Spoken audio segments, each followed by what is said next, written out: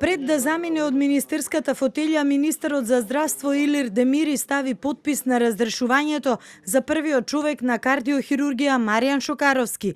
Смената на медицинскиот директор според Демири била поради нарушени меѓучовечки односи, на што пред неколку дена во медиумите се пожали и докторот.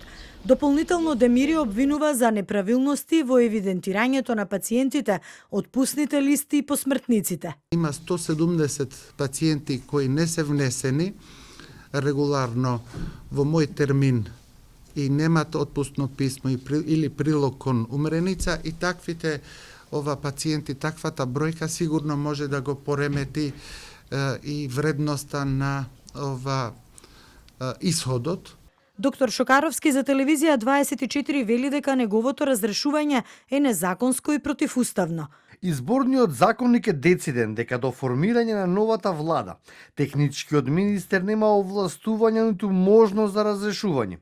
Доколку повеќе тоа представува кршење на законот, и се надевам институциите ќе се држат до почитување на постоечките закони, што се однесува до гнасните лаги и клевети околу наводите за зголемена смртност, со што сакаа да се уништи една од најдобрите и најуспешните приказни во јавното здравство. Јас и стручниот колегиум на клиниката во текот на наредните денови ќе излеземе со официјален демант и точни резултати.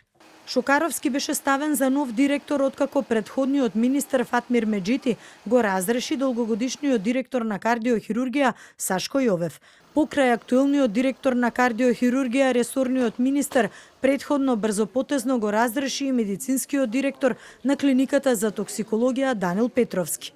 Но за економската директорка Бесија Илјази, за чие раководење со месеци се жалат дел од вработените, министерот имаше само заштитнички зборови.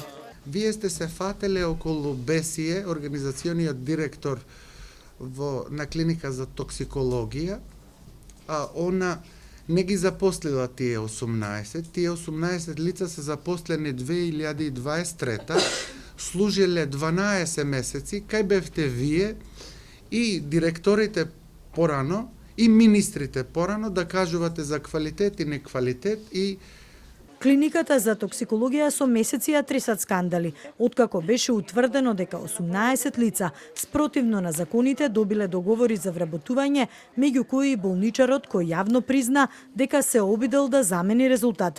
И додека на токсикологија врие, дел од вработените се пожалиле со допис до Комисијата за здравство на ВМРО ДПМН, откаде, како што велат, се разгледува групна тужба за мобинг.